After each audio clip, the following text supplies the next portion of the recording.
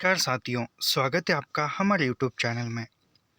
जैसे कि हम देख रहे हैं, जो रामवृक्ष बेनीपुरी की लिखी हुई माटी की मूर्तें है, उसमें से जो पहला भाग है, रेखा चित्र है, वह हम देख रहे हैं रजिया।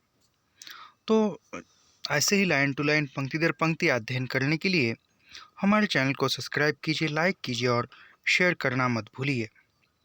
तो बढ़ते हैं। कल के भाग में हमने देखा था कि इस रेखा चित्र की जो भूमिका थी, उस भूमिका पर हमने चर्चा की थी। यहाँ जो कि वह भूमिका स्वयं लेखक रामवृक्ष बेनीपुरी ने लिखी हुई थी। आज हम उसका पहला भाग देखने जा रहे हैं। उसका नाम है रजिया। प्रारंभ करते हैं। कानों में चांदी की बालियां, गले में चांदी का हैकल, हाथों में चांदी के कंगन और पैरों में चांदी की गोंडाई, भरबाह की बूटेदार कमीज पहने, काली साड़ी के छोर को गले में लपेटे, गोरे चेहरे पर लटकते हुए कुछ बालों को संभलने में परेशान वह छोटी सी लड़की जो उस दिन मेरे सामने आकर खड़ी हो गई थी। अपने बचपन की उस रजिया की स्मृति ताज़ा हो उठी जब मैं अभी उस दिन अचानक उसे गांव में जा पहुंचा। यानी लेखक कहते हैं कि छोटी सी जो लड़की है, उसके कानों में बालियाँ यानी कानों के जो रिंग होते हैं, जो झुमके होते हैं, वह हाथों में चांदी के कंगन हैं। ऐसी जो लड़की है, वह अचानक लेखक के सामने आकर खड़ी हो जाती है और उसको देखकर लेखक को गांव की जो रजिया थी उसकी याद आ जाती है। हाँ, यह मेरे बचपन की बात है। तो वह उस लड़की को देखकर जब वह रजिया उनको याद आती है लेखक को, तो लेखक कहती कि हाँ, यह मेरे बचपन की बात है। यानी वो रजिया की याद आती है, तो वो रजिया की याद यानी लेखक के बचपन की बात है। मैं मैं कसाई खाने से रस्सी तुड़वाकर भागे हुए बछड़े की तरह उछलता हुआ अभी अभी स्कूल से आया था और बरामदे की चौकी पर अपना बस्ता सिलेट पटक कर मौसी से छठ में पके टेकुए लेकर उसे कुतर कुतर कर खाता हुआ ढेकी पर झूला झूलने का मज़ा पूरा करना चाह रहा था कि उधर से आवाज़ आई, देखना बबुआ का खाना मत छू लेना। और उसी आवाज़ के साथ मैं देखा यह आजीब रूप रंग की लड़की मुझसे 2-3 गज आगे खड़ी हो गई। यानी लेखक जब वो बचपन में थे, जैसे वह किसी कसाई के खूंटे पर बांधा हुआ बकरा रस्सी तोड़कर भागता है और उछल कूद करता है, उसी प्रकार लेखक जो है स्कूल से भागते हुए उछल कूद करते हुए आते हैं और आने के बाद तुरंत वह बरामदे में जो उसकी स्कूल बैग है, जो भी स्कूल का दफ्तर है, वहाँ फेंकते हैं और फेंक कर जो मौसी ने पकाई हुई जो टेकुए लेकर वह उसको खाने लगता है, भोजन करता है। और उतने में आवाज़ आती है कि बबुआ के हाथ की रोटी मत छीनो, ऐसा वह आवाज़ आती है। और तभी वह लेखक देखता है कि उसके सामने 1-2 गज की दूरी पर एक लड़की खड़ी हुई दिखाई देती है। यानी लेखक देखना बबुआ का खाना मत छू देना, ऐसी आवाज़ आती है। और उसी आवाज़ के साथ लेखक के सामने एक अजीब सी रंग रूप वाली एक लड़की आकर 2 गज दूर पर खड़ी होती है। मेरे लिए यह रूप रंग सचमुच अजीब था।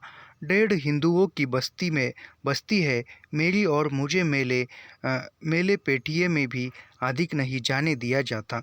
यानी लेखक कहते हैं कि इस गांव में जो एक गिने चुने 1.5 हिंदुओं यानी कुछ गिने चुने थोड़े से लोग हिंदू जमाती के हैं या हिंदू धर्म के हैं, बाकी या अन्य धर्म के हैं, ऐसा वे कहते हैं। और मुझे तो कहीं बाहर भी जाने नहीं दिया जाता है, मुझे तो स्कूल और घर में ही जाने दिया जाता है। तो यह लड़की कौन है, ऐसा लेखक उत्सुक है जानने के लिए, क्योंकि सुना है बचपन में मैं एक मेले में खो गया था। मुझे कोई अवघड़ लिए जा रहा था कि गांव की एक लड़की की नज़र पड़ी और मेरा उद्धार हुआ। यानी लेखक को ऐसा कहा जाता था कि बचपन में लेखक मेले में खो गए थे और उसको कोई उठा कर ले जा रहा था। तभी एक गांव की लड़की की नज़र लेखक पर पड़ी और उसको उठा कर ले आया, यानी उद्धार हुआ, यानी वो परिवार को मिल गए। मैं माँ बाप का इकलौता, माँ चल बसी थी, इसलिए उनकी इस एकमात्र धरोहर को मौसी आँखों में भिगो कर रखती थी। यानी वह वह उसके माता पिता, लेखक जो है वह अपने माता पिता के एकलौते पुत्र थे, एकलौती संतान थी, और वह बचपन में ही उनकी माँ का निधन हो चुका था। तो वह उनकी मौसी के यहाँ रहते थे और वह उसको अच्छे से लाड़ प्यार से पालती थी मौसी। मेरे गांव में भी लड़कियों की कमी नहीं, किंतु न उनकी यह वेशभूषा, न यह रूप रंग। मेरे गांव की लड़कियां कानों में बालियां कहाँ डालती और भर बाह की कमीज पहने भी उन्हें कभी नहीं देखा। यानी लेखक, वह जो लड़की थी वह लड़की कान में बालियां और वह जो कमीज पहनी हुई थी, लेखक कहते हैं कि मेरे गांव में भी लड़कियां थी, मेरे गांव में भी अन्य लड़कियां थी, और वह लड़कियां मेरे गांव में जो थी वह कान में बालियां नहीं पहनती थी, और वह जो भर बाहा का कमीज, यानी भर बाहा का, यानी जो उंगलियों तक आने वाली कमीज़ों की जो बाह होती है, ऐसा है वो उतना बड़ा कमीज भी नहीं पहनती थी। और ऐसे गोरे रंग की मैंने कभी मेरे गांव की लड़की देखी नहीं थी। और जो मेरे सामने खड़ी है वह कौन है, ऐसा लेखक कह रहे हैं। और गोरे चेहरे तो मिले हैं, किंतु इसकी आंखों में जो एक अजीब किस्म का नीलापन दिखता वह कहाँ, और समूचे चेहरे की काट भी कुछ निराली जरूर। अभी तो मैं उसे एकटक घूरने लगा। यानी लेखक कहते हैं कि मेरे गांव में जो मैंने लड़कियां देखी है वह तो गोरी है, वह भी गोरी सुंदर है, लेकिन इसके आँखों में जो नीलापन है, वह चमक है, वह उन अन्य लड़कियों की आँखों में मैंने नहीं देखी है। यह लड़की कौन है, ऐसा लेखक सोच रहे हैं या बता रहे हैं। यह बोली थी रजिया की माँ, जिसे प्राय ही अपने गांव में चूड़ियों की खचियाँ लेकर देखता आया था। यानी वह जो लड़की है उसके सामने वह है रजिया, और रजिया की माँ रजिया को कहती है कि बबुआ के हाथ का खाना मत छीनना या देखना मत, ऐसा। और वह जो रजिया की जो माँ थी वह थी चूड़ी बेचने वाली थी, चूड़ी हरीन थी, और वह चूड़ियों का जो बस्ता था वह लेकर गांव में आती थी। वह मेरे आंगन में चूड़ियों का बाजार पसार कर बैठी थी, और कितनी बहू बेटियां उसे घेरे हुई थी। मुँह से भाव साव करती और हाथ से खरीदारी नो के हाथ में चूड़ियाँ चढ़ाती वह सौदे पटाए जा रही थी। यानी वह रजिया की जो माँ है, जो भी चूड़ी बेचने के लिए आई थी, कंगन बेचने के लिए आई थी, कांच की चूड़ियाँ, वह लेखक के आंगन में ही लगा कर बैठी थी, दुकान लगाकर। और जो भी गांव की स्त्रियाँ है, बहू बेटियाँ है, वह कंगन चूड़ियाँ लेने के लिए लेखक के आंगन में आती थी। और जो भी वह रजिया की जो माँ है वह सौदे करती, यानी चूड़ियाँ बेचती थी कुछ कम दाम में, कुछ ज़्यादा भाव में, यानी बराबर मूल्य करके वह बेची जा रही थी, और उनके हाथों में चूड़ियाँ चढ़ा रही थी, यानी पहना रही थी उसको। अब तक उसे अकेले ही आते जाते देखा था। हाँ, कभी कभी उसके पीछे कोई मर्द होता जो चूड़ियों की खांची होता। यानी वह कहता है कि जब तक वह रजिया की माँ आती थी चूड़ियाँ लेकर, लेकिन वह कभी भी आती तो अकेली ही आती थी, लेकिन कभी कभार उसके साथ एक पुरुष आता था जो कि वह चूड़ियों का जो सामान है, जो चूड़ियों की जो थैलियाँ है वह लेकर आता था। लेकिन इस बार यह बच्ची कौन है, यह बच्ची क्यों आई है, ऐसा लेखक के मन में प्रश्न है। कभी कभी उसके पीछे कोई मर्द होता जो चूड़ियों की खांचीड़ होता, यानी चूड़ियों का जो बोझ है वह मर्द या पुरुष लेता था। यह बच्ची आज पहली बार आई थी, और न जाने किस बाल सुलभ उत्सुकता ने उसे मेरी ओर खींच लिया था। यानी लेखक कह रहे हैं कि यह जो बच्ची है, यह जो लड़की है, पहली बार उस महिला के साथ, कंगन बेचने वाली महिला के साथ आई है। और यह लड़की कौन है? मेरी बाल सुलभ बुद्धि ने उसको मेरी तरफ क्यों खींच लिया है, ऐसा वे कहते हैं। शायद वह यही भी नहीं जानती थी कि किसी के हाथ का खाना किसी के निकट पहुंचने से ही छू जाता है। यानी वह लेखक जो है उस ज़माने में किस प्रकार का समाज में एक फैली हुई श्रद्धा थी, वह कहते हैं कि वह तो बच्ची है और वह बच्ची नहीं जानती थी कि किसी का खाना किसी के नज़दीक जाने से भी छू जाता है। यानी किसी किसी के वह आभा है, किसी के शरीर की छाया है, उस खाने पर पड़ने पर भी वह खाना दूषित हो जाता है। ऐसे वह बच्ची कहाँ जानती थी।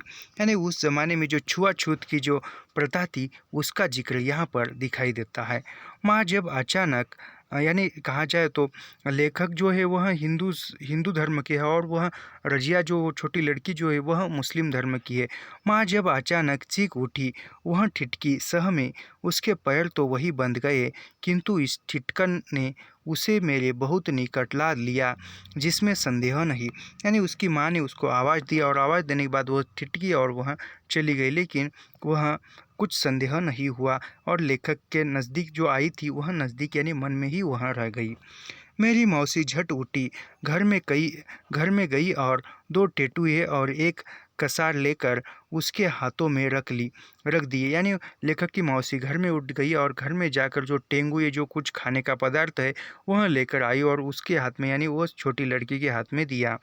वह लेती नहीं थी, किंतु अपनी माँ के आग्रह पर हाथ में रख तो लिया।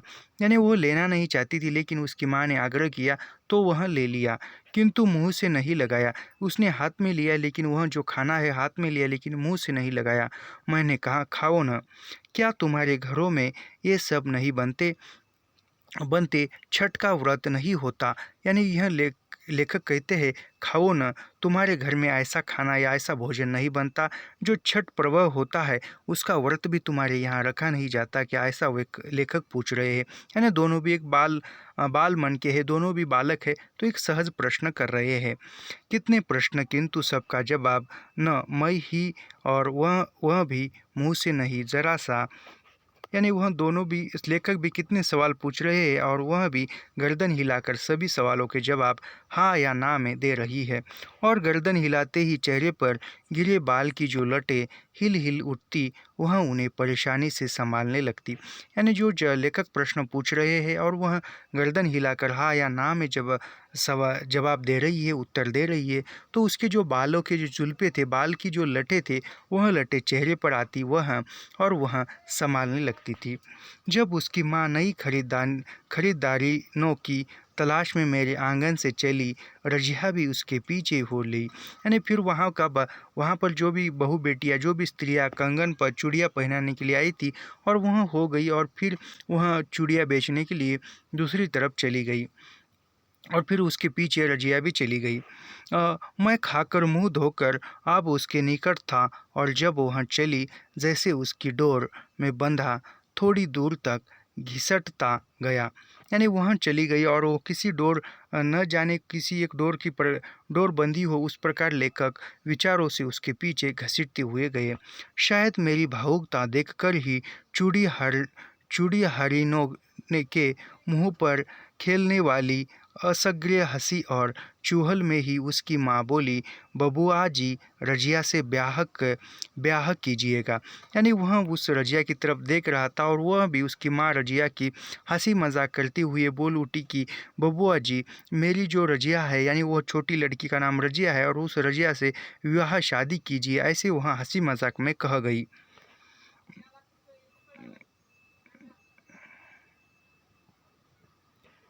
फिर बेटी की ओर मुखातिब होती मुस्कुराहट में कहा, क्यों रे रजिया, यह दुल्हा तुम्हें, क्यों रे ये रजिया? फिर उसने वह उस लड़की की तरफ मुड़कर कहा कि रजिया को, क्यों रे यह कहाँ गया? रजिया की तरफ मुड़कर कहा, क्यों रे रजिया, यह दूल्हा तुम्हें पसंद है? यानी यह जो दूल्हा है, यह जो पति है, तुम्हें पसंद है क्या? ऐसा कहा।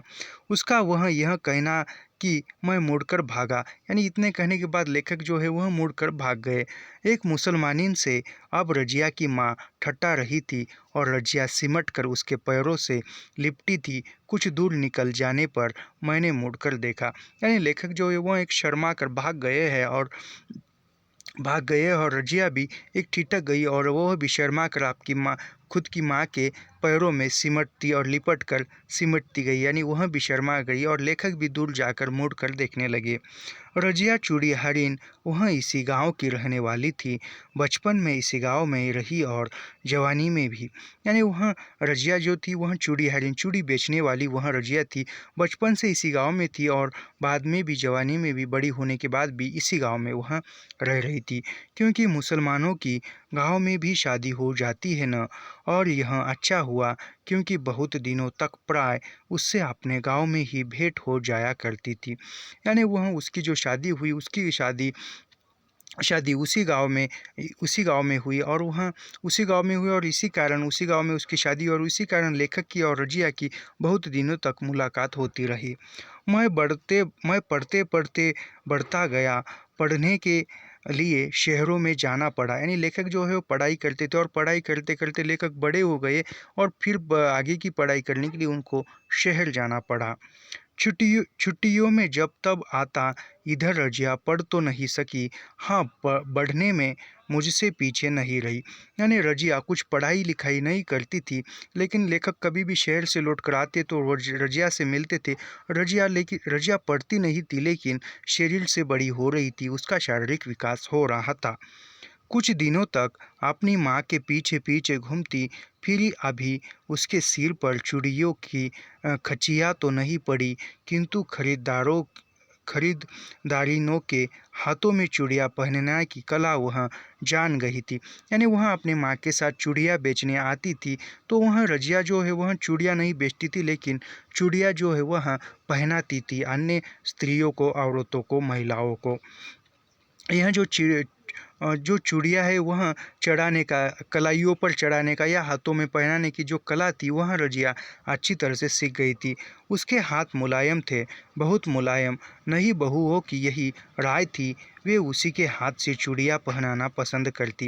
यानी रजिया के हाथ जो थे एक मुलायम थे, अच्छे थे, और वह जो चूड़ियाँ पहनाने की जो कला है वह रजिया ने एक बखूबी अच्छी तरह से ठीक ढंग से पहनाई थी। और वह जो नई बहुएँ है या जो नई शादी करके आई हुई स्त्रियां है वह रजिया के हाथों से ही चूड़ियाँ चढ़ाती थी, पहनाती थी। उसी के हाथ से चूड़ियाँ पहनाना पसंद करती। उसकी माँ इससे प्रसन्न हुई। जब तक रजिया चूड़ियाँ पहनाती वह नई नई खरीदारिनों को फंसाती। यानी जब रजिया किसी स्त्री को चूड़ियाँ पहना रही है, चढ़ा रही है, तब तक रजिया की माँ किसी दूसरे महिला से सौदा कर लेती थी, बात करके उसको चूड़ियाँ लेने में विवश करती थी। रजिया बढ़ती गई। जब जब भेंट होती मैं पाता उसके शरीर में, यानी जब जब कभी भी भेंट होती उसके शरीर में नए नए विकास हो रहे थे। यानी एक उम्र के अनुसार शरीर में बहुत से बदलाव होते हैं, उसी प्रकार रजिया के भी शरीर पर बदलाव हो रहे थे, शरीर में और स्वभाव में भी। यानी जिस प्रकार शरीर में बदलाव होता है, जैसे जैसे उम्र बढ़ती है वैसे वैसे बालपन नष्ट हो जाता है और वो किशोर अवस्था में आने के बाद शरीर में, स्वभाव में अपने आप परिवर्तन आता है। उसी प्रकार रजिया के भी शरीर में और स्वभाव में परिवर्तन आया था। पहली भेंट के बाद पाया था वह कुछ प्रगल्भ हो गई है। मुझे देखते ही दौड़कर निकट आ जाती, प्रश्न पर प्रश्न पूछती। यानी लेखक जो है वह कभी आते और मिल जाते तो रजिया जो है लेखक की तरफ दौड़कर आ जाती थी और बहुत सारे प्रश्न पूछती थी। अजीब अटपटे प्रश्न। देखिए तो ये नई बालियाँ आपको पसंद है क्या? शहरों में ऐसी बालियाँ पहनी जाती है? मेरी माँ शहर से चूड़ियाँ लाती है, मैंने कहा है वह इस बार मुझे भी ले चले। यानी एक अजब से वह प्रश्न पूछती थी। देखिए यह बालियाँ, ऐसे कंगन शहरों में शहर की लड़कियाँ पहनती है क्या? ऐसे वह लेखक को प्रश्न पूछती थी और वह कहती है कि मेरी माँ जो है वह शहर से चूड़ियाँ लाती है, शहर से चूड़ियाँ लाकर गाँव में बेचती है। तो अगली बार जो मैंने कहा है मैं भी चूड़ियाँ खरीदने के लिए शहर में माँ के साथ जाऊँगी। आप किस तरफ रहते हैं, वहाँ क्या भेंट हो सकेगी, वह बके जाती मैं सुनता जाता, शायद जबकि ज़रूरत वह भी नहीं महसूस करती। यानी वह कहती है कि यदि हम शहर आएंगे तो आपसे मुलाकात क्या होंगी, ऐसे सवाल वो बोलती ही जाती थी, ऐसे वह कहते हैं। फिर कुछ दिनों के बाद पाया वह आप कुछ सकुचा रही है। मेरे निकट आने के पहले वह इधर उधर देखती और जब कुछ बातें करती तो ऐसी चौकन्नी सी कि कोई देख न ले। यानी वह अब रजिया जो है वह अभी बड़ी हो गई है, उसका जो बालपन था वह अब ढल चुका है, वह अब तारुण्य अवस्था में आ चुकी है। तो वह अब लेखक जब भी मिलने के लिए आते तो इधर उधर देखती, कोई आसपास न हो, देख तो न लिया हो, एक ऐसा वो देखती और फिर मिलने के लिए आती थी।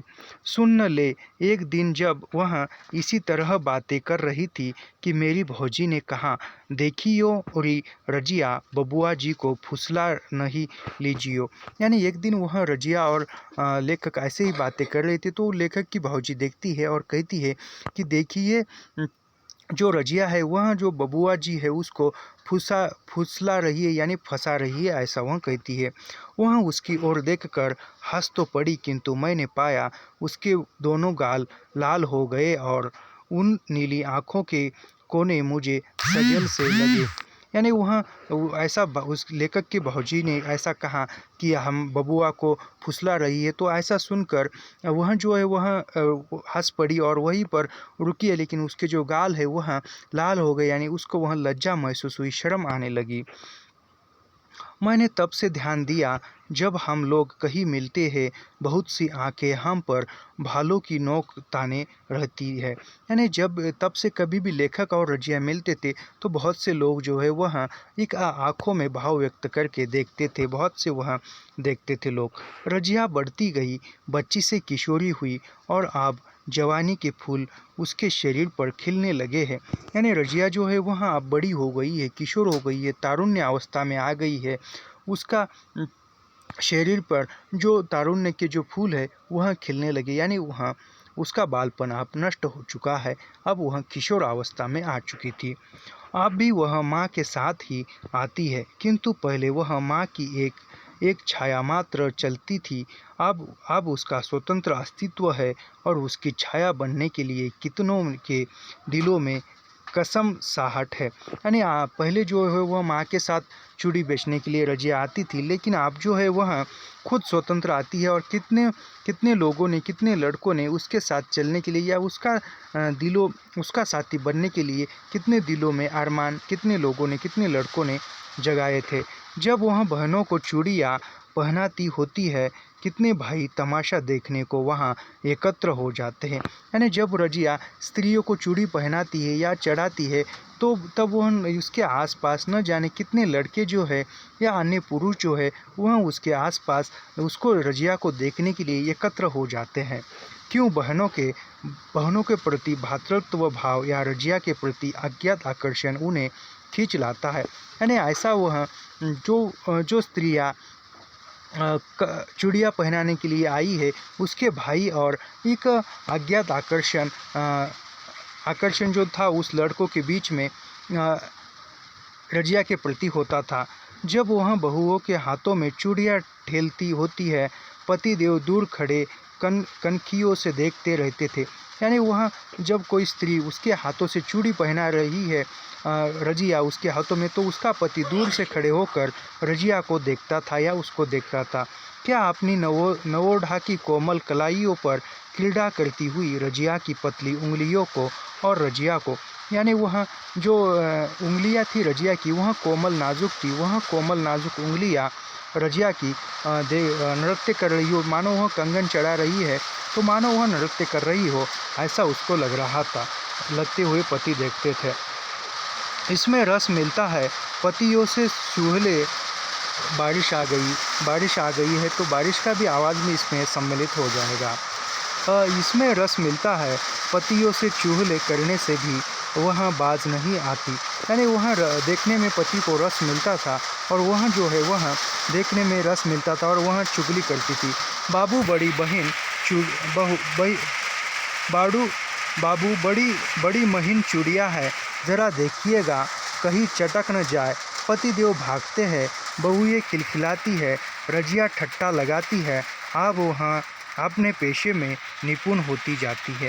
यानी वह भी जो है वह रजिया भी एक हंसी मजाक करती है और कहती है कि पतिदेव की तरफ देखकर, पुरुष की तरफ देखकर, देखिए चूड़िया जो है वह बड़ी मुहिम है और बड़ी महंगी है, ऐसा है कहती है। और कहीं वह देखिए, आप भी देखिए, आपकी पत्नी के हाथ में चढ़ा रही हो, ऐसा वो कहती हुई वह भी एक मजाक के स्वर में कहती थी, ठट्टा मस्करी करती थी। वह जो है अपने चूड़िया बेचने के व्यापार में निपुण हो चुकी थी, उसको जो स्किल है चूड़िया बेचने की वह आ गई थी और रजिया अपने पेशे में भी निपुण होती जाती थी। चूड़ी हरिन के पेशे के लिए सिर्फ यही नहीं चाहिए कि उसके पास रंग बिरंगी चूड़िया हो।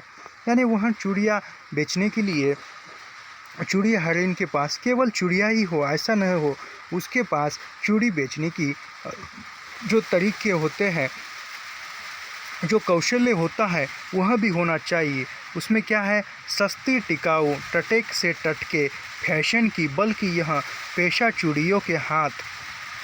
चूड़ियों के साथ चूड़ी हरणों में बना श्रृंगार, रूप रंग, नाओ अदा भी खोजता है, जो चूड़ी पहनाने वालियों को ही नहीं उसको भी मोह सके, जिसकी जेब से चूड़ियों के लिए पैसे निकालते हैं सफल चूड़ी हरिन। यह रजिया की माँ भी किसी ज़माने में क्या कुछ कम रही होगी।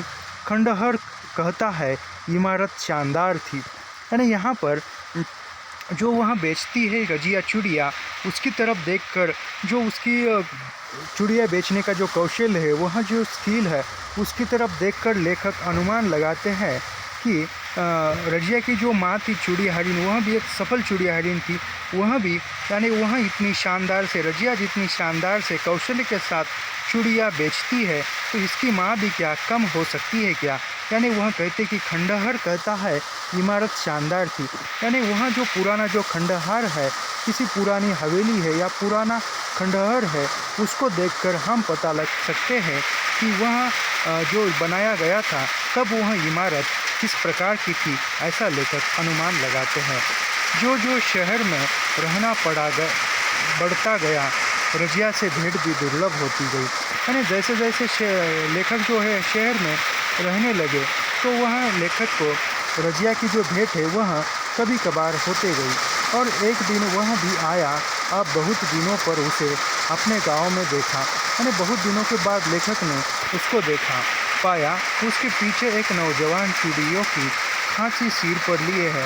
यानी लेखक ने बहुत दिनों के बाद देखा रजिया को, और उसके पीछे एक नौजवान है जो कि चूड़ियों का बोझ लेकर चल रहा है। मुझे देखते ही वह सहमी, सिकुड़ी और मैंने मान लिया यह उसका पति है। यानी लेखक को देखकर ही रजिया जो है वो थोड़ी सिकुड़ी और सहम गई। तो लेखक ने अनुमान लगाया कि वह पीछे चलने वाला जो नौजवान है चूड़ियों का बोझ लेकर, वह रजिया का पति है। किंतु तो भी अनजान सा पूछ ही लिया। यानी लेखक ने अनुमान लगाया उसका पति है, फिर भी लेखक ने पूछ लिया, इस जुमरे को कहाँ से उठा लाई है रे, इसी से पूछिए, साथ लग गया तो क्या करूं। नौजवान मुस्कुराया। रजिया भी हंसी बोली, यह मेरा खामिंद है मालिक। यानी रजिया जो है कहती है, यह लेखक कहते हैं कि इस मुजरे को कहाँ से उठा लाई, तो वह कहती है कि यही मेरे पीछे लग गया और उसको मैं उठा कर ले आई, ऐसा वह कहती है। और वह हंसती है और कहती है कि यह मेरा खामिंद है मालिक, यानी यह मेरा पति है मालिक, ऐसा वे कहती है। खामिद बचपन की उस पहली मुलाकात में उसकी माँ ने दिल्लगी में जो कह दिया था, न जाने वह बात कहाँ सो पड़ी थी। यानी वह बचपन में जो रजिया उसकी माँ के साथ चूड़िया बेचती हुई आई थी और दिल्लगी में कहा था कि बबुआ रजिया को क्या यह तुम्हें दुल्हा के रूप में पसंद है क्या, ऐसा वह कहा था। लेकिन वह जो बात है अब पीछे पड़ गई थी, भूल गए थे लेखक भी और रजिया भी। अचानक वह जगी और मेरी परेशानी पर उस दिन शिकन ज़रूर उठ आए होंगे। यानी वह जिस दिन उसकी शादी हुई है पता चला, उस दिन लेखक को यह जो बात थी पुरानी बचपन की वह याद आने लगी। और मेरा विश्वास है और एक दिन वह भी आया कि मैं भी खानदी बना। यानी एक दिन लेखक की भी शादी हुई और लेखक भी किसी के पति बने, ऐसा बने। मेरी रानी को सुहाग की चूड़ियाँ पहनाने उस दिन यही रजिया आई और उस दिन मेरे आंगन में कितनी धूम मचाई। इस नटखट से यह लूँगी वह लूँगी और यह मुँह मांगी चीज़ें नहीं मिली। यानी वहाँ एक दिन देखते देखते वहाँ यह एक दिन ऐसा ही आया कि लेखक की भी शादी हुई, लेखक भी खानदीप बने, यानी लेखक खामबिद बने, यानी वो लेखक भी किसी के पति बने। और उस दिन लेखक की जो नववधु थी, लेखक की जो पत्नी थी, वह उसके हाथों पर चूड़ियाँ पहनाने के लिए यही रजिया आई थी। और वह आने के बाद वह भी एक मजाक कर रही थी और धूम मचा रही थी कि मैं लेखक से यह लूँगी, मैं वह लूँगी, ये चीज़ें लूँगी। लेकिन बाद में जो चीज़ें मांगी वह चीज़ें नहीं मिली। तो वहाँ लूँगी की दुल्हन टापती रह जाएगी, हट हट तू बबुआ जी को ले जाएगी तो फिर तुम्हारा यह हासन क्या करेगा। यानी वह कहती है कि ऐसा वह मजाक ये कर रही कि ये लूँगी वो लूँगी, और फिर कहती है कि वह भौजी ने कहा यह भी टापता रहेगा, बहुरिया कहकर रजिया ठट्टा मारकर हंसी और दौड़कर हासन से लिपट गई। यानी वह जो है फिर भौजी कहती है कि यह भी इसके दुल्हन से लिपटा रहेगा, तो वह भी जो एक रजिया जो है वह भी ठट्टा मस्करी करते हुए हंस पड़ी और हासन से लिपट गई। यानी हासन जो उसके पति का नाम था। ओहो मेरे राजा, कुछ दूसरा न समझना। हासन भी हंस पड़ा। फिर वो हासन से लिपट कर कह रही कि ओहो मेरे राजा, कुछ दूसरा न समझना, यानी कुछ गलत न समझना, ऐसा कहती है। और फिर हासन जो है वह भी हंस पड़ता है। रजिया अपनी प्रेम कथा सुनाने लगी, किस तरह यह हासन उसके पीछे पड़ा, किस तरह झंझटें आई, फिर किस तरह शादी हुई और वह आज भी किस तरह छाया सा उसके पीछे घूमता है। यानी लेखक जो वह चूड़ियाँ पहना रही है और चूड़ियाँ पहनाते पहनाते रजिया जो है वह खुद की प्रेम कथा बता रही है कि किस प्रकार हसन उसके पीछे पड़ा था, किस प्रकार मुसीबतें आई, किस प्रकार किसने विरोध किया, यह सब कुछ बता रही है। और किस प्रकार शादी हुई, और शादी से पहले भी हसन जो था वह रजिया के पीछे घूमता था और शादी हो जाने के बाद भी अब भी वह चूड़ियों का जो बोझ है वह उठाकर पीछे घूमता है, ऐसा वे बता रही है। न जाने कौन सा डर लगा रहता है इसे। और फिर मेरी रानी की कलाई पकड़कर बोली, यानी वह कहती है कि न जाने हसन को किस प्रकार का डर लगा रहता है, तो वह मेरे पीछे ही पड़ा रहता है, पीछे ही घूमता है। और फिर वह जो लेखक की पत्नी की जो हथेली है वह पकड़कर बोलती है, मालिक भी तुम्हारे पीछे इसी तरह छाया की तरह डोलते रहे। दुल्हन सारा आंगन हंसी से भर गया था। यानी वह जो दुल्हन को चूड़ियाँ पहना रही कि वह कह रही है कि यह जो मालिक है, यह मालिक भी मेरे हसन की तरह तुम्हारे पीछे पड़े रहेंगे, ऐसा कहती है। और तब वो वहाँ का जो सारा माहौल है वह हंसी से भर जाता है। और उस हंसी में रजिया के कानों की बालियों ने अजीब चमक भर दी थी, मुझे ऐसा ही लगा था। यानी वह अचानक वह हंस रही थी और वो कानों की जो बालियाँ थी वह भी चमक रही थी और उस चमक ने एक अजीब सी मुस्कान भर दी थी, ऐसा लेखक को लग रहा था। जीवन का रथ खुरदरे पथ पर बढ़ता गया, मेरा भी रजिया का भी। यानी जीवन आगे बढ़ता गया और दोनों भी एक उम्र में दोनों भी एक साथ बढ़ते गए। यानी जीवन का जो रथ है वह आगे बढ़ता गया। इसका पता उस दिन चला जब बहुत दिनों पर उससे अचानक पटना में भेंट हो गई। यह अचानक भेंट तो थी, किंतु क्या इसे भेंट कहा जाए। यानी अचानक एक दिन पटना में रजिया से मुलाकात हुई और लेखक कहते कि अचानक भेंट भी कोई यह भेंट हो सकती है क्या, मुलाकात हो सकती है क्या। मैं आप ज़्यादातर घर से दूर दूर ही रहता, कभी एक आध दिन के लिए घर गया तो शाम को गया, सुबह भागा, तरह तरह की जिम्मेदारियाँ, तरह तरह के जंजाल। यानी लेखक कहते कि मैं ज़्यादातर बाहर ही रहता हूँ, कभी कभार घर जाता हूँ तो बहुत सी जिम्मेदारियाँ हैं, बहुत से काम हैं, भाग दौड़ मच रही है, बहुत सी जिम्मेदारी, बहुत सी समस्याएं, सभी का जो जंजाल है वह लेकर चल रहा है, ऐसा लेखक कह रहे हैं। इन दिनों पटना में था, यूँ ही कहिए पटना सिटी में। यानी एक दिन वह पटना में थे और पटना सिटी में थे। एक छोटे से अखबार में था, पीर बावर्ची भिश्ती की तरह जो जो लोग समझते कि मैं संपादक ही हूँ, यानी कोई वो अखबार के दफ्तर में काम करता था और कुछ लोग समझते थे कि लेखक जो है वह संपादक है। उन दिनों न इतने अखबार थे न इतने संपादक, यानी उस समय में ज़्यादा अखबार थे और न ही ज़्यादा संपादक थे, यानी गिने चुने अखबार थे और गिने चुने संपादक भी थे।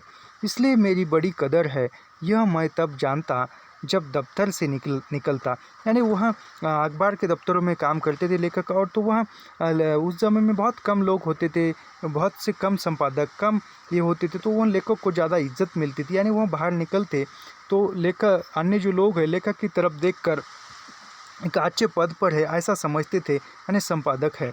देखता लोग मेरी ओर उंगली उठाकर फुसफुसा रहे हैं। लोगों का मुझ पर यह ध्यान, मुझे हमेशा अपनी पद प्रतिष्ठा का ख्याल रखना पड़ता। यानी लोग जो है पद के लेखक किस पद पर है, इसलिए लेखक की तरफ पद प्रतिष्ठा की तरफ वहाँ देखते हैं और वहाँ पद को संभालने के लिए ख्याल करना पड़ता था। एक दिन मैं चौक के एक प्रसिद्ध पान वाले की दुकान पर था, दुकान के पास रुका था। यानी एक दिन लेखक जो है प्रसिद्ध वहाँ पर जो पान की दुकान थी, पटरी थी, वहाँ पर रुके हुए थे, पान खा रहे थे। मेरे साथ मेरे कुछ प्रशंसक नवयुवक थे, एक दो बुजुर्ग भी आकर खड़े हो गए। यानी उसके लेखक के साथ लेखक के जो प्रशंसक नवयुवक मित्र थे वह भी थे और कुछ बड़े बुजुर्ग भी थे। हम पान खा रहे थे और कुछ कुचिल्हे चली रही थी कि एक बच्चा आया और बोला, बाबू वह औरत आपको बुला रही है। यानी यह पान खा रहे थे, बीच बीच में बातें हो रही थी, बीच में लोगों के जो बुजुर्ग है जो नवयुवक है उनके बीच में और लेखक के बीच में। तभी एक बालक आता है और बच्चा आता है और कहता है कि बाबू आपको वह औरत वह स्त्री बुला रही है। लेखक औरत बुला रही है, लेखक औरत कह के विस्मित हो जाते हैं, आश्चर्यचकित हो जाते हैं और औरत बुला रही है ऐसा कहते हैं। मैं चौक पर पड़ा, युवकों में थोड़ी हलचल, बुजुर्गों के चेहरों पर की रहस्यमयी मुस्कान भी उसमें छिपी नहीं रही। यानी यह औरत बुला रही, यह शब्द सुनकर जो बुजुर्ग है वह भी एक चर्चा करने लगे, वह भी एक रहस्यमयी मुस्कान करने लगे। तो वहाँ लेखक ने पहचान ली, औरत कौन? मेरे चेहरे पर गुस्सा था। वह लड़का सीट पिटा कर भाग गया। यानी वो लड़का गया और भाग गया और लेखक सोचने लगे कि यह औरत कौन है, स्त्री कौन है, मुझे बुला रही है। पान खाकर जब लोग इधर उधर चले गए, अचानक पाता हूँ मेरे पैर उसी ओर उठ रहे हैं जिस ओर उस बच्चे ने उंगली से इशारा किया था। यानी पान खाने के बाद जो साथी लोग थे वहाँ इधर उधर चले गए और चले जाने के बाद लेखक जो है जिस तरफ उस बच्चे ने हाथ का इशारा करके बताया था उस तरफ आपको स्त्री ने बुलाया है, उसी प्रकार उसके कदम जा रहे थे, लेखक जा रहे थे। थोड़ी दूर आगे बढ़ने पर पीछे देखा, परिचितों में से कोई देख तो नहीं रहा है। यानी पीछे मुड़कर देखा कि कोई परिचितों में से कोई पहचान का तो नहीं है, हमें देख तो नहीं रहा है। किंतु इस चौक की शाम की रूमानी फिजा में किसी को किसी की और देखने की कहाँ फुर्सत। मैं आगे बढ़ता गया और वहाँ पहुँचा जहाँ उससे पूरब पर पीपल का पेड़ है। यानी लेखक जो है उस चौक में जो रूहानी शाम है उस समय उस बड़े और वहाँ पीपल का जो पेड़ था उस तरफ गए। वहाँ पहुँच ही रहा था कि देखा पेड़ के नीचे चबूतरे की तरफ से एक स्त्री बड़ी आ रही है और निकट पहुंचकर वह कह उठी, सलाम मालिक। यानी वह लेखक उस पीपल के पेड़ के नज़दीक जा रहे, तभी वहाँ पर वो चबूतरा है, उस चबूतरे से उठकर एक स्त्री आगे बढ़ी और वह आकर लेखक को कहने लगी कि सलाम मालिक। धक्का सा लगा किंतु पहचानते देर नहीं लगी। उसने यूं ही सिर उठाया, चांदी की बालियाँ जो चमक उठी। यानी वह जो है वह स्त्री ने कहा कि सलाम मालिक, यानी सलाम मालिक कहा, नमस्ते मालिक कहा, और वह चांदी की चूड़ियाँ देखकर यानी पहचान गया। रजिया यहाँ कैसे? मेरे मुंह से निकल गया। फिर लेखक के मुंह से निकल गया कि रजिया तुम यहाँ कैसे?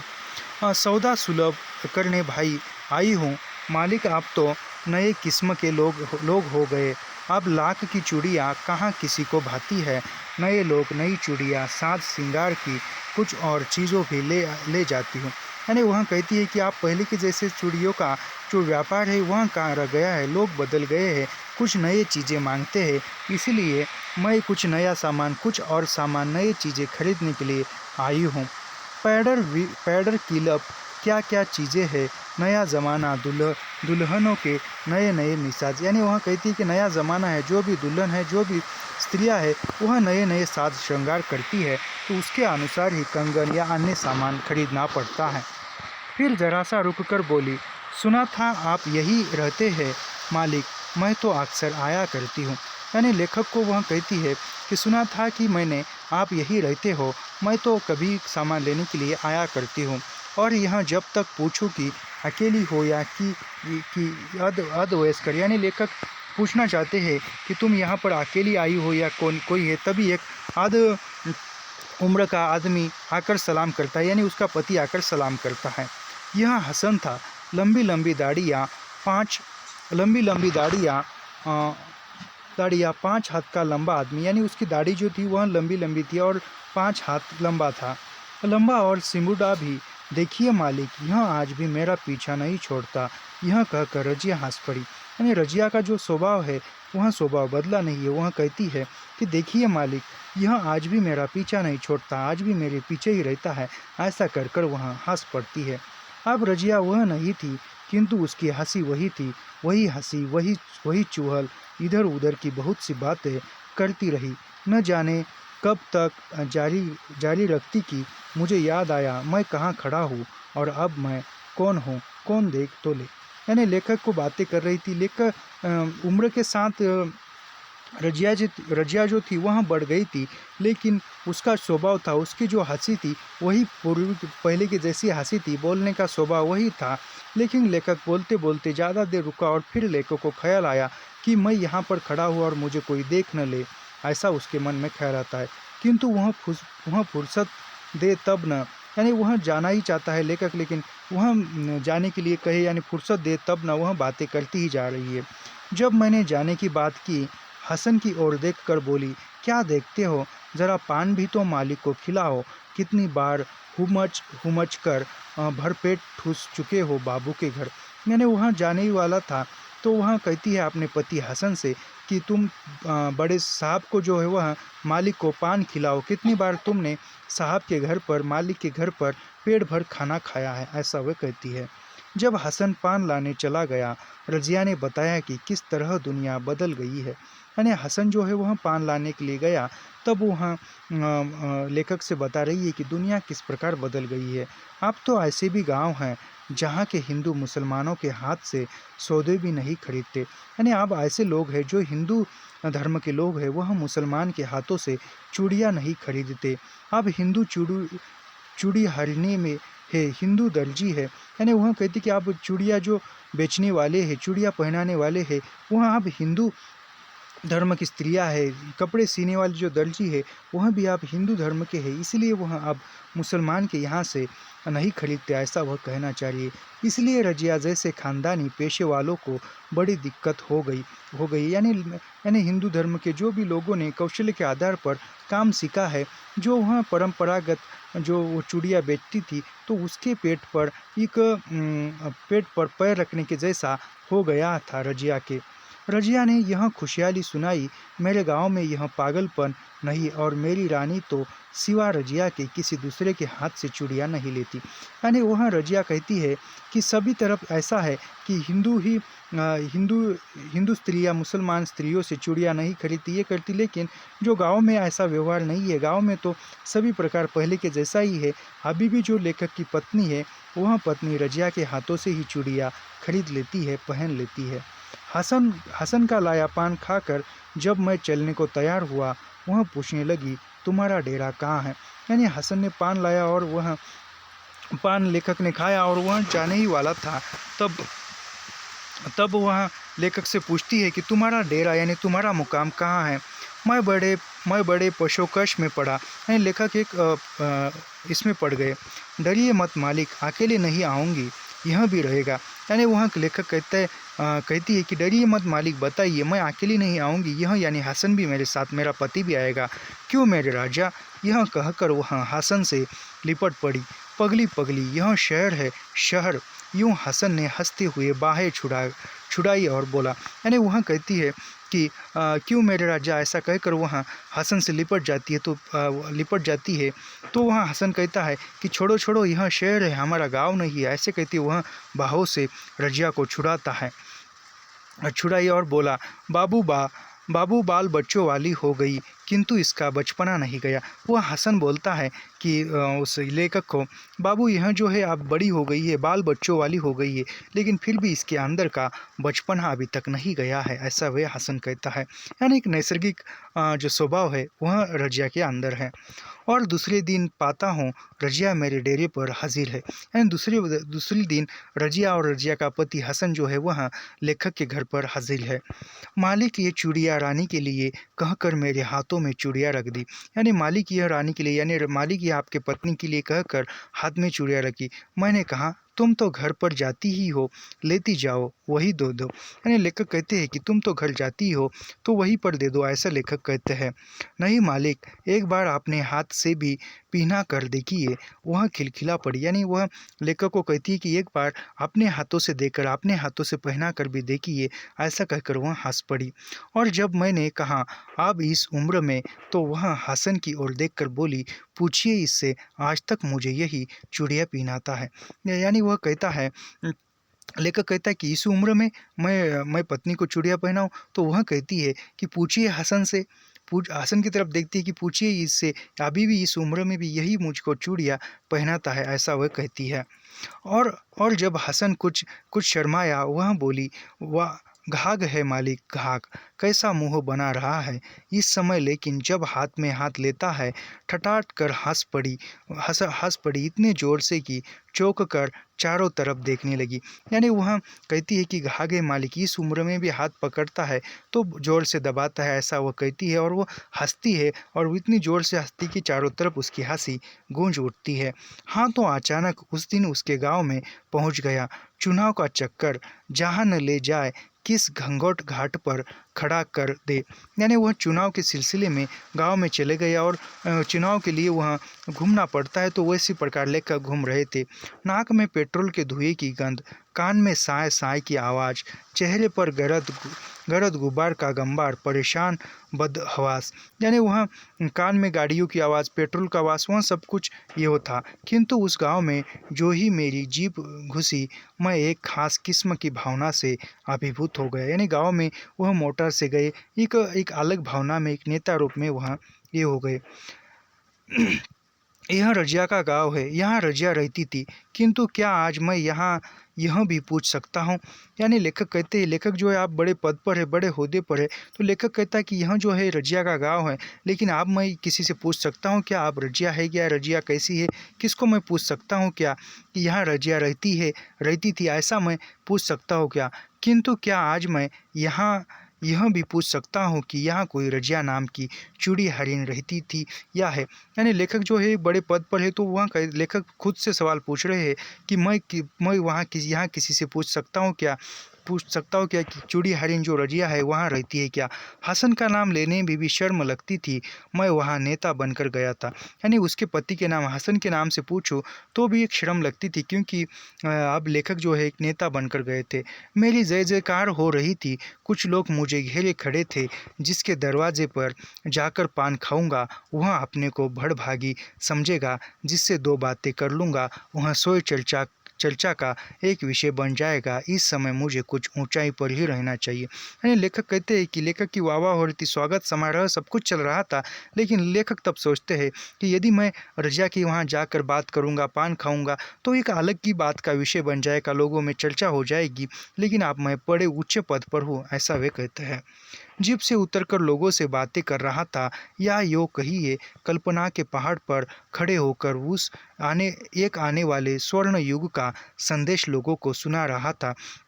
यानी लेखक जो है वो जीप से उतरे हैं, और आने वाला युग कैसे होने वाला है, किस प्रकार का होने वाला है, वह भाषण दे रहे थे, स्वर्ण युग की कल्पना कर रहे थे और लोगों को सुना रहे थे। किंतु दिमाग में कुछ गुंथियाँ उलझी थी। जीव अभ्यासवश एक काम किए जा रही थी, अंतर्मन कुछ दूसरा। यानी जीभ से वह, मुंह से तो वह लोगों को संबोधित कर रहे थे, बोल रहे थे, लेकिन मन में जो रजिया के बारे में ख्याल था वह आ रहा था। अंतर्मन कुछ दूसरा ही ताना ताना बाना बोल रहा था। यानी अंतर्मन में रजिया का ख्याल था और बाहर मुंह से वह लोगों को बोल रहे थे। दोनों में कोई तारतम्य न था, यानी मन और मुख में कोई तारतम्य नहीं था, किंतु इसमें से किसी एक की गति भी क्या बाधा डाल सकती, यानी किसी एक मन की भी गति बाधा नहीं डाल सकती थी। अचानक लो यह क्या, वह रजिया चली आ रही है। यानी अचानक लेखक सामने देखते हैं तो वह रजिया चली आ रही है। रजिया वह बच्ची, अरे रजिया फिर बच्ची हो गई। यानी वह बच्ची जो है वह रजिया की तरफ देखती है और लेखक को लगता है कि अरे रजिया जो है वह फिर बच्ची हो गई है। कानों में यो ही बालियाँ, गोरे चेहरे पर यो ही नीली आँखें, वही भरमाह कमीज। यानी लेखक ने भरमाह कमीज जो है वह सब कुछ देख रही। जिस प्रकार रजिया को देखा था उसी प्रकार यह लड़की भी लेखक को दिखती है। कुछ लटे जिन्हें संभालती हुई बड़ी आ रही है, बीच में 40-45 साल का व्यवधान। अरे मैं सपना तो नहीं देख रहा। दिन में सपना वह आती है जबरन, ऐसी भीड़ में घुसकर मेरे निकट पहुंचती है, सलाम करती है और मेरा हाथ पकड़ कर कहती है, चलिए मालिक मेरे घर। यानी एक लड़की आती है, वह रजिया की तरह हुबहू दिखने वाली है, वह भीड़ में से आती है और आने के बाद लेखक को सलाम करती है, नमस्कार कहती है और हाथ पकड़कर कहती है कि चलिए मालिक मेरे घर। मैं भौचक, कुछ सूझ न रहा। यानी लेखक एकदम चकित हो गया और कुछ उसको समझ न आया, कुछ समझ में नहीं आ रहा था। लोग मुस्कुरा रहे हैं। नेताजी आज आपकी कलई खुलकर रही नहीं, यही सपना है। यानी लोग जो है वह हंस रहे हैं और लेखक को लग रहा है कि यह सपना है। कि कानों में सुनाई पड़ा, कोई कह रहा है, कैसी शौक लड़की। यानी कोई कह रहा है कि कोई वहाँ की भीड़ से लोग कह रहे कि कैसी लड़की है, नेता का हाथ पकड़ती है, नेता को बात करती है। और दूसरा बोला, ठीक अपनी दादी जैसी। और तीसरे ने होश की दवा दी, यह रजिया की पोती है। यानी वह कोई कह रहा है कि हुबेहूब अपनी दादी के जैसी है। फिर कोई बोल रहा है, किसी ने कहा कि हुबेहूब रजिया की तरह, रजिया की पोती है, ऐसा कहा। बाबू बेचारी बीमारी पड़ी है, आपकी चर्चा अक्सर किया करती है, बड़ी तारीफ करती है। बाबू फुपस कर हो तो ज़रा देख लीजिए, न जाने बेचारी जीती है या। यानी वह जो है आप बूढ़ी हो चुकी है, तो वह कहती है कि कोई यह जो है रजिया की पोती है। और कोई कहते हैं कि यह रजिया जो है वह आपकी बड़ी तारीफ़ करती है, ऐसे करती है। और कोई कहता है थोड़ी सी फुर्सत हो तो ज़रा देख लीजिए, मिलकर आ जाइए। यानी जीती है या मरती है पता नहीं है। यानी वह वृद्ध हो चुकी है, बूढ़ी हो चुकी है, बीमार है, ऐसा। मैं रजिया के आंगन में खड़ा हूँ। अभी लेखक जो है वह रजिया के आंगन में जाते हैं। ये छोटे छोटे साफ सुथरे घर, यह लिपा पूता चिकन धूल धूल आंगन, यानी वह मिट्टी के घर, वह लिपा पूता घर, वहाँ पर लेखक जाते हैं। भरी पूरी गृहस्थी, मेहनत और दयनता की देन, यानी वह मेहनत से उभरा हुआ संसार रजिया का लेखक देखते हैं। हसन चल बसा है, किंतु अपने पीछे 3 हसन छोड़ गया है। यानी हसन जो है अभी हसन का निधन हो चुका है, उसके पीछे उसके 3 लड़के हैं। बड़ा बेटा कलकत्ता कमाता है, यानी बड़ा बेटा जो है कलकत्ता में कमाता है, काम करता है, नौकरी पर है। मंझला पुतेशी पेशे में लगा है, यानी मंझला भी है, वह भी नौकरी में लगा है। छोटा शहर में पढ़ रहा है, छोटा जो लड़का है शहर में पढ़ाई कर रहा है। यह बच्ची बड़े बेटे की बेटी, दादा का सिर पोते में, दादी का चेहरा पोती में। यानी यह जो लड़की है यह बड़े बेटे की लड़की है और उसका जो चेहरा है दादी में, यानी रजिया की तरह। और उसका जो भाई है, उस बड़े बेटे का जो बेटा है, उसका हुबहू चेहरा हसन की तरह, रजिया के पति की तरह है। यही दूसरी रजिया मेरी उंगली पकड़कर पुकार रही है, दादी ओ दादी, घर से निकल, मालिक दादा आ गए। यानी वह जो लड़की है वह आकर कहती है कि रजिया को, दादी ओ दादी, मालिक आ गए, घर से बाहर निकल, ऐसा। किंतु पहली वह रजिया निकल नहीं रही। कैसे निकले, बीमारी के मैले कुचले कपड़े में मेरे सामने कैसे आवे। यानी रजिया जो है वह बाहर निकल नहीं आ रही थी, तो वह उसके शरीर पर जो कपड़े थे वह मैले कुचले थे, तो वो इतने बड़े नेता के पास सामने कैसे आती। रजिया ने अपनी पोती को भेज तो दिया, किंतु उसे विश्वास न हुआ कि हवा गाड़ी पर आने वाले नेता अब उसके घर घर तक आने की तकलीफ कर सकेंगे। और जब सुना सुना मैं आ रहा हूँ तो बहुओं से, यानी रजिया ने अनुमान लगाया था कि इतने बड़े नेता जो है मोटर गाड़ी में घूमने वाले इस गरीब के घर कुटिया में कैसे आएंगे। वह और वह आने का संदेश सुनकर जब बहू को उन्होंने कहा था ज़रा मेरे कपड़े तो बदल दो, यानी उसको अच्छे कपड़े बदल कर अच्छी घर की साफ सफाई कर कर रखा था। रजिया मेरे सामने रजिया खड़ी थी, यानी जो छोटी लड़की थी वह भी रजिया थी, दुबली पतली रूखी सूखी। किंतु जब नज़दीक आकर उसने मालिक सलाम कहा, उसके चेहरे से एक क्षण के लिए झुर्रियाँ कहाँ चली गई। यानी वह बूढ़ी स्त्री है और आकर लेखक को सलाम करती है। ऐसे लगा कि वह पहले की जो बचपन की रजिया है वही रजिया है, और उसके चेहरे पर जो वृद्ध होने के कारण झुर्रियाँ आई थी वह झुर्रियाँ कुछ क्षण के लिए, कुछ पल के लिए गायब हो चुकी थी। जिन्होंने उसके चेहरे को मकड़ जाला बना रखा था। यानी जो झुर्रियाँ जो थी उस झुर्रियों ने जिस प्रकार जो मकड़ियाँ जाल बनाती थी उस प्रकार का जाल बनाया था, लेकिन वह झुर्रियाँ कुछ पल के लिए गायब हो चुकी थी। मैंने देखा उसका चेहरा अचानक बिजली के बल्ब की तरह चमक उठा और चमक उठी वे नीली आंखें। यानी लेखक ने देखा कि जब वह सलाम कर रही थी मालिक सलाम, तब उसकी चेहरे पर एक अजब सी रौनक आई, अजब सी एक बिजली की तरह चमक उठी और उसके आंखों में वही नीलापन था। कोट कोटरों में धस गई थी और अरे चमक उठी उठी है, और आज फिर वे चांदी की बालियाँ, और देखो अपने को पवित्र कर लो। उसके चेहरे पर फिर अचानक लटकटा कर चमक रही है वे लटे जिन्हें समय ने धो धो पोंछ कर शुभ्र श्वेत बना दिया है। यानी लेखक कह रहे कि आज भी वही लटे हैं, आज भी वही उसकी मुस्कान है जैसे पहले होती, वह सब कुछ ये करता है। और लेखक कहते हैं कि आज आज उसके कानों की जो बालियाँ है लटकने वाली, वह कहानियाँ, वह शुभ्र पवित्र देखकर, उसकी तरफ देखकर खुद की आंखों को मैं पवित्र करूं, ऐसा उसका चेहरा था। और वह कहते हैं कि जैसे वो बाले जो उम्र के हिसाब से या और समय के हिसाब से उसके जो बाल थे वह बाल भी श्वेत शुभ्र यानी सफ़ेद हो चुके थे। ऐसा यहाँ पर जो इस माटी की मूर्तों का जो पहला अंश था, पहला संस्मरण था, वह रेखा चित्र था, वह खत्म हो चुका है। और इसके बाद का जो है वह बलदेव सिंह, यह हम कल की वीडियो में देखेंगे।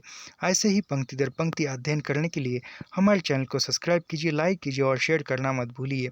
और हाँ, कैसा लगा आपको वीडियो यह कमेंट करके बताना मत भूलिए। मिलते हैं अगले वीडियो में। धन्यवाद।